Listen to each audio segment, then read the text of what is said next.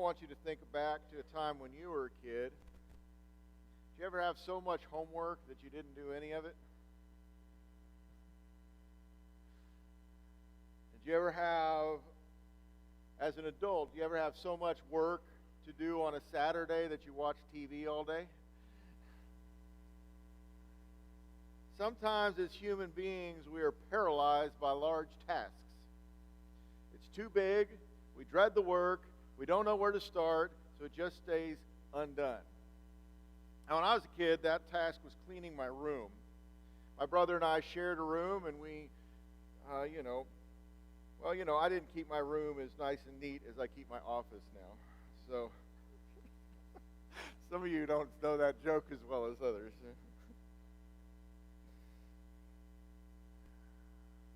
My parents tried exile, stay in your room until it's clean. Lectures. This room is a mess. I can't believe you live like this. Spankings. Whatever. It just seemed too big. It's too much stuff.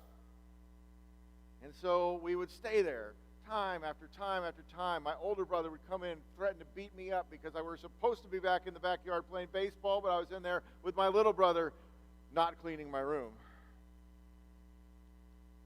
And occasionally, this happened a few times, my dad would come in, fed up that we weren't cleaning the room, fed up with how frustrated my mom was, and would just clean the whole thing in 10 minutes. And it was like he had superpowers, and I was just like, oh, how do you do that? Well, I put things away instead of looking at them. That's basically the answer to that. But before long, the room was messy again, and we were paralyzed again. I think churches can get paralyzed by the task ahead of them. The need is pretty obvious around us. We know that we live in a world that is full of poverty, that is full of addiction, that is full of broken homes, full of kids who need to know Jesus. The need for the gospel in general in our communities and in our world is so desperate and so huge. You know, I was looking at an encouragement to read, to pray from the International Mission Board the other day, just yesterday, and it was talking about the Pacific Rim and how East Asian Pacific Rim, and how there were 2.3 billion people there, and over 400 people groups that were unreached just in this area, and it's just like, boom! How much? There's just such a huge task ahead of us. And when we think about it, just as our small church, our resources are so limited compared to the task, how could it ever be enough? There's one miracle that is recorded in all four Gospels, and that is the feeding of the 5,000. Of course, other than the resurrection of Jesus Christ, of course. There is one miracle that is in all four Gospels, and that is the feeding of the 5,000 people. Matthew and Mark tell us that after they fed the 5,000, they still didn't get it. There was another gathering later of 4,000 people, and in Matthew 15, Jesus calls his disciples to them and says, I have compassion for these people. They've already been with me 3 days and have nothing to eat. I do not want to send them away hungry. They may collapse on the way. And his disciples answered, where could we get enough bread in this remote place to feed such a crowd? Still didn't get it. And we sympathize with them. Where in this remote place can we ever get enough?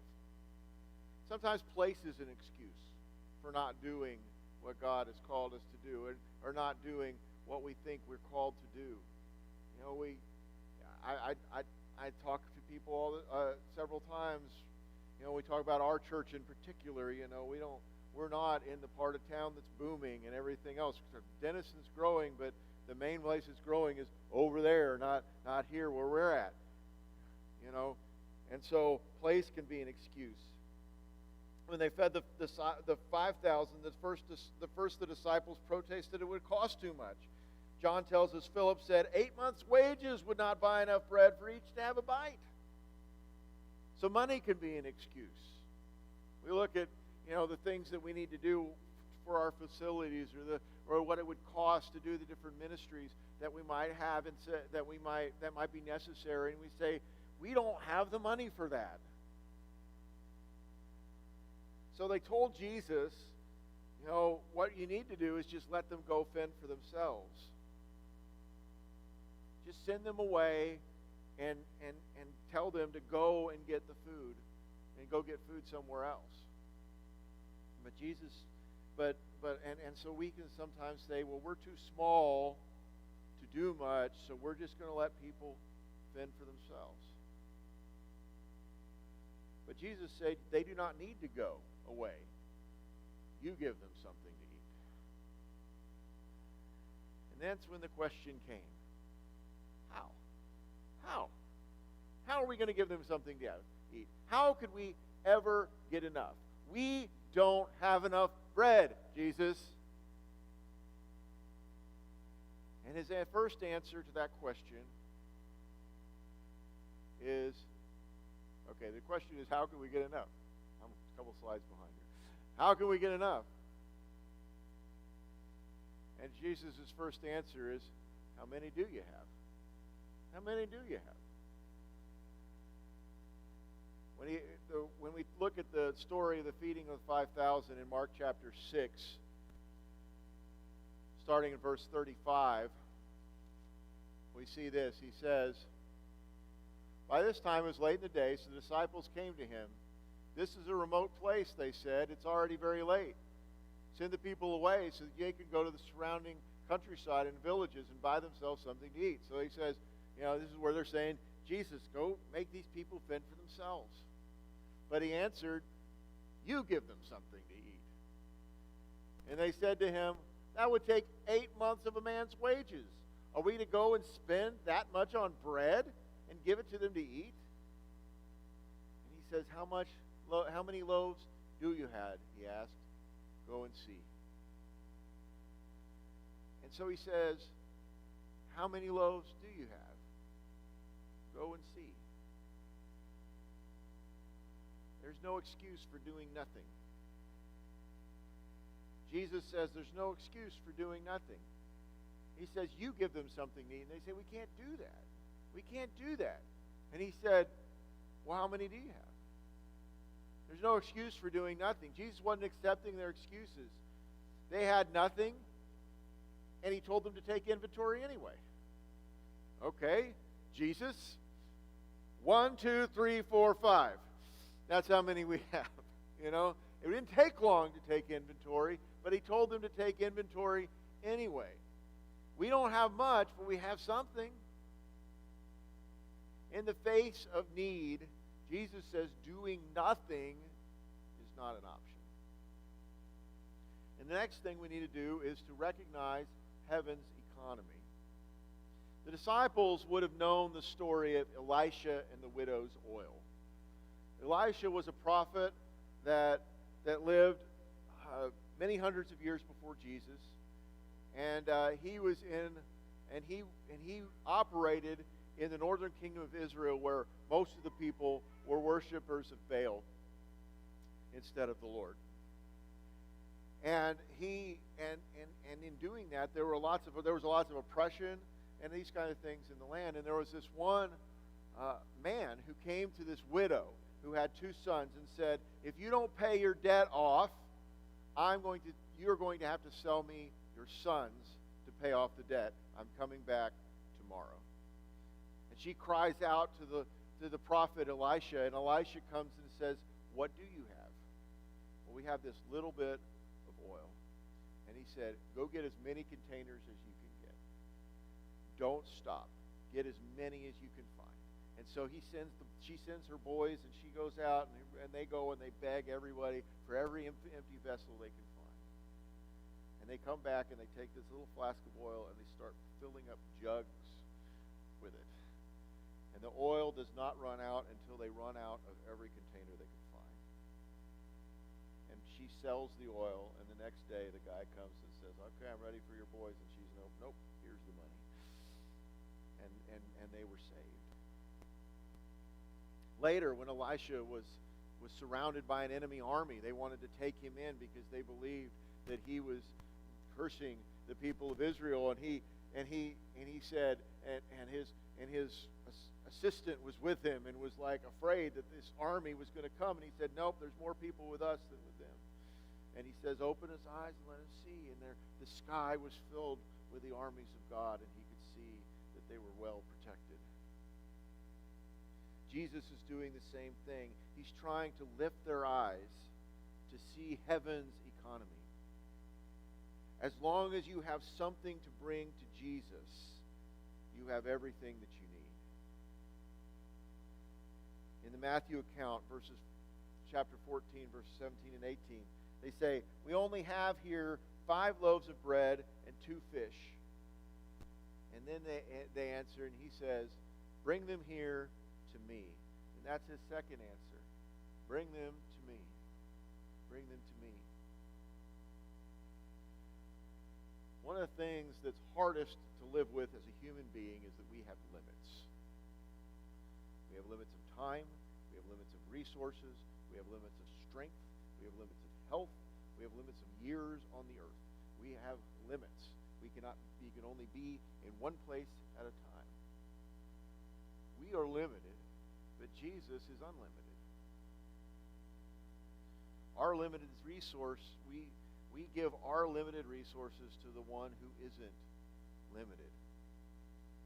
A.W. Tozer wrote, how completely satisfying to turn from our limitations to a God who has none.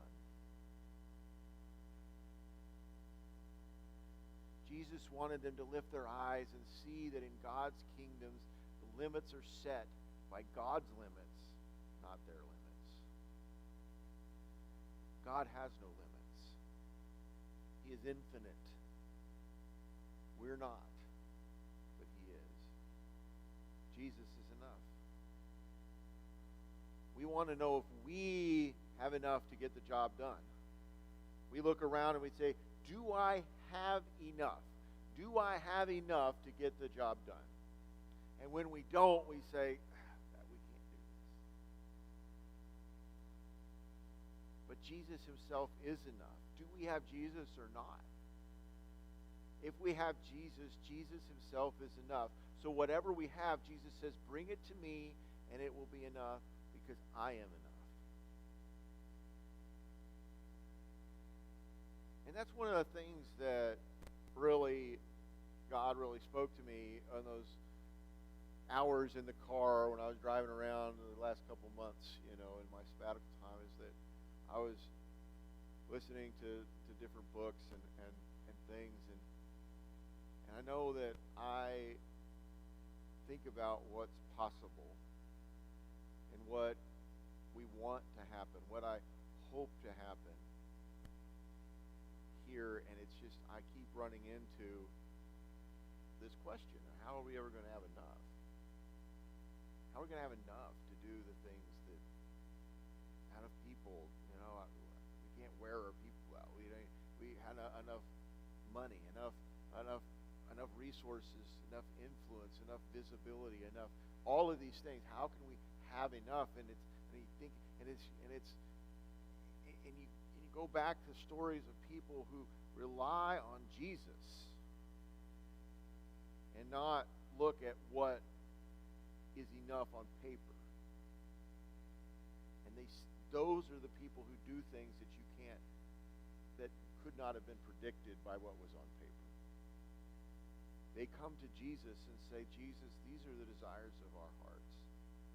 This is what we'd like to see you do. And if this is your will too,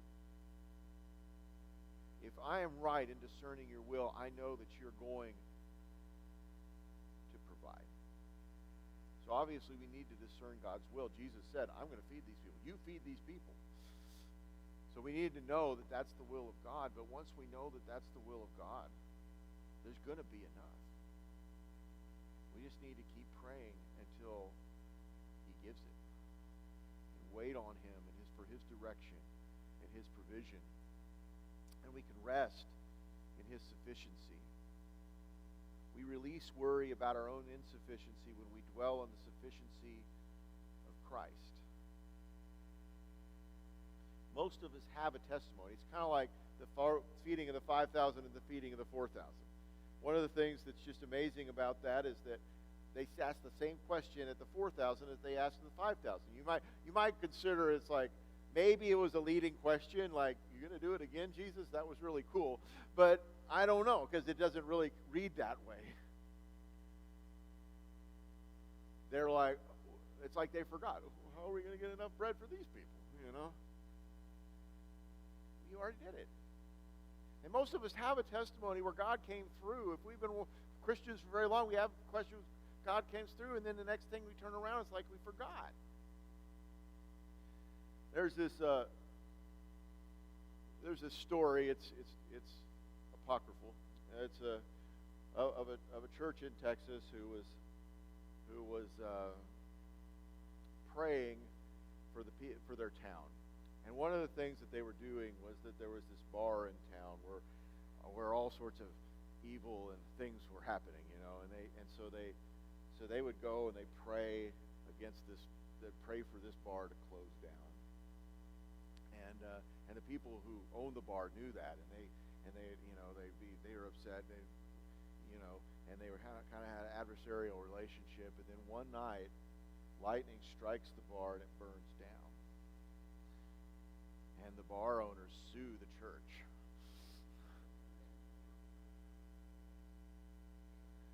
Say, they burned our place down. Well, it was lightning. No, well, they prayed for that lightning. And of course, the church goes to court and says, "It wasn't us, And then the judge said, "I'm not sure how I'm going to decide in this case. But what I'm seeing here is a bar owner who believes in the power of prayer and a church that doesn't."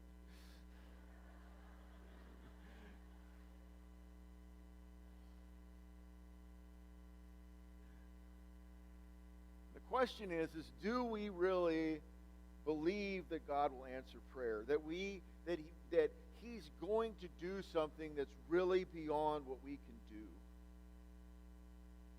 And that's what I was talking about, is that I feel like He's inviting us not to dismiss the desires that He places on our heart because we don't see how it's possible. And so I'm going to be doing that. I'm going to be giving you guys some things that I want you to pray along with me for the future of our church, that we can be praying for, that if I said, "This is what we're going to do," everybody, and you would be like, "Nope, we're not. I don't know how we could do that." But I want us to start praying for things that are bigger than what we can do. Because Jesus is enough. Because the disciples, they fed the 5,000, they fed the 4,000, and then we get to Mark 8, one of my favorite stories. They're there, and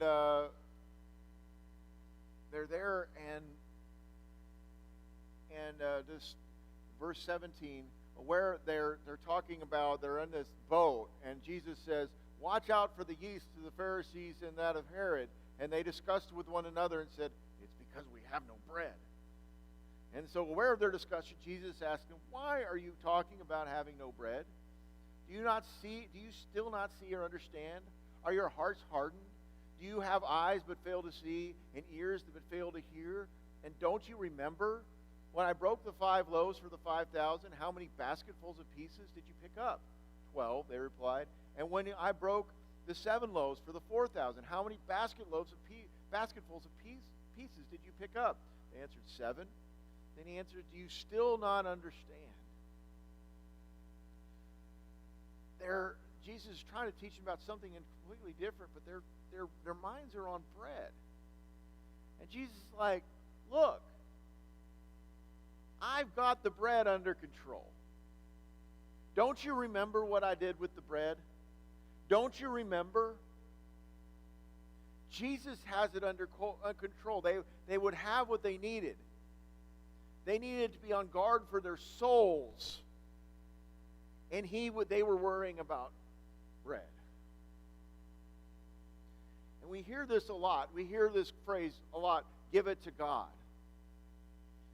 And what does that mean? That's an easy thing to say. It's a hard thing to do or really understand what you're doing. Part of it is an attitude of prayer. that we want to we want to give it to God in prayer. But Jesus gives a more concrete answer in Mark chapter 6, verses 35, starting in verse 35. He says, we pick up the story again. He says, you give them something to eat. Verse 37, they said to them, it would take 8 months' wages. How are we going to spend that much on bread and give it to them? He says, how many loaves do you have, he asked. When they found out, they said, 5 and 2 fish. Then Jesus directed them to have all the people sit down in groups on the green grass. So they sat down in groups of hundreds and fifties. So his third answer is, have them sit down. Have them sit down. Here it is. Jesus told them to do something. They have told him their resources were too small. He said to give it to them anyway. The next step, now that they are in Jesus' hands, now that the loaves are in Jesus' hands, is to begin to obey. To go ahead and get started. Watch what he tells them to do. First, he tells them to organize. Sit down in groups of 50s and 100s. We don't mistake the lack of planning or organization for faith. Sometimes people are like, well, I'm waiting on God. This is faith. And Jesus is saying, no, we're going to organize. I want you to organize to feed these people. 5,000 people. Organize them, put them in groups so that we can count how many we have and we can know how many we have and know that each and every one of them has enough to eat. We decide where to start, where we're going to go next, and then get after it.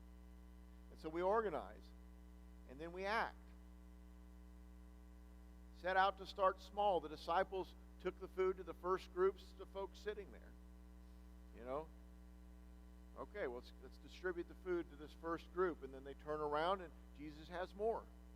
Then they feed the next group, and you turn around, and Jesus has more for them to give out. And then they feed the third group, and they turn around, Jesus still has more for them to feed. And all the while, as we work, offering what we have to Jesus, and he makes it enough, he fills in the gaps with others from his body, with others things that he does, and he makes it work. We organize, we act, and then we act in faith. We organize and act in faith. Imagine if he turns around and he says, okay, bring it to me. And then he says, okay, now have the people sit down on the green grass, get them ready. We're going to put them in 50. And he's like, and you just go, Jesus, no. We don't even have enough for us 12 in this bunch, let alone 50. I just don't, let alone 50 or 5,000. We don't have enough. Why should we even get started? Just so that the people can see that we don't have anything? Imagine if they had that attitude. We need to remember that in the kingdom economy, things start small. We start with the small. We start with the small and begin to give it to Jesus. And then those things keep going. We face a big task as a church. And there are things that, honestly, it looks too big. It looks too big for what we've got here to work with a lot of times. And you may have things. You know, when we're not talking about the church, we're talking about you. You may have things that's the same way. God, how am I ever going to have enough to do what you're calling me to do? How am I ever going to have enough to do all that's on my plate? How am I ever going to have enough to get over the hurdles and the obstacles that are in my life? How is it ever going to be enough? Where can we ever get enough to meet the needs that we have? Jesus answers, start with what you have. Put it in the hands of Jesus. Organize your efforts. Obey. And believe that Jesus himself is enough. and that He has chosen to work through you and alongside you with the resources that He has given you. As the music starts to play here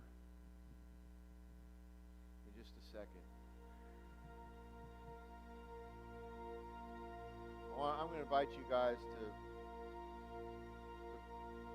go to the Lord in prayer silently where you sit.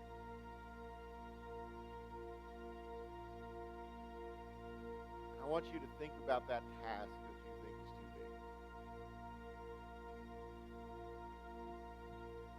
Think about what you hope for that seems beyond reach, that maybe that dream of that God dream that you have.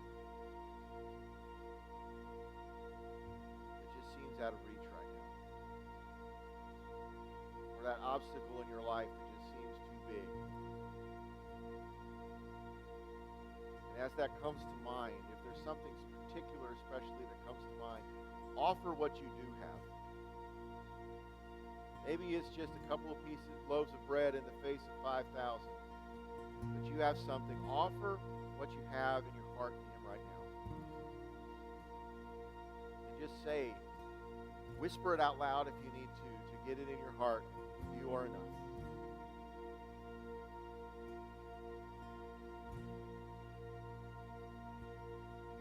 Struggling with something, hear Jesus say, bring it to me.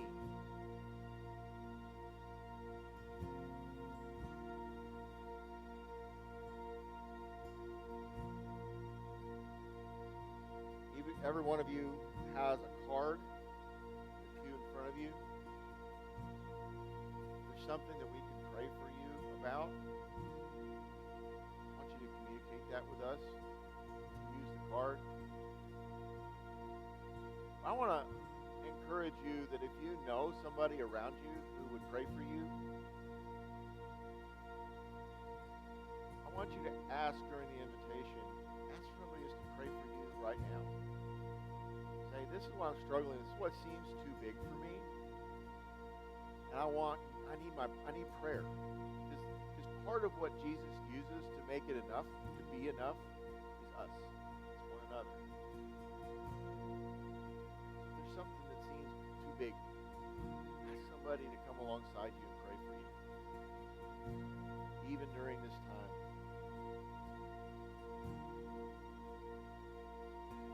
Maybe you're realizing that you're not enough to make up for all of the things in your life that have been, that you know that you've done, the sin in your life,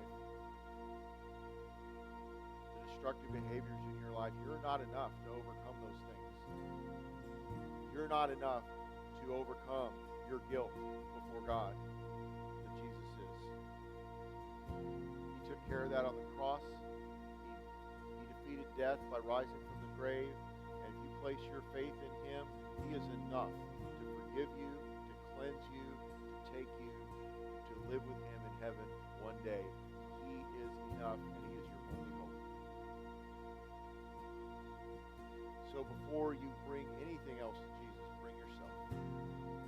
If that's something you need to do, you can tell us on the card, or you can come forward during the time of invitation, and we'll pray for you. Right now, when we go into the song, I want to encourage you to pray with one another, to bring yourself to Christ, and respond to a Jesus that is enough for whatever you're facing. Let's pray together. Father, I know that there are so many different things that we're facing in this world right now. As individuals, as a church, as an American church, as a worldwide church, as a people, we are facing so many things that are way too big for us. But they're not too big for you. Help us to offer what we have, to get started in obeying, and watch you come alongside us, believing that you will. Father, I pray for somebody here today who needs you to be enough for them to overcome their sin. I pray that right now that they would be giving themselves to you, trusting you with their past sin, their present life, and their future hope. And that they would have the courage to let somebody know, either coming forward during this time of invitation or using the card in front of them. God, we thank you. We thank you, Jesus, that you are enough.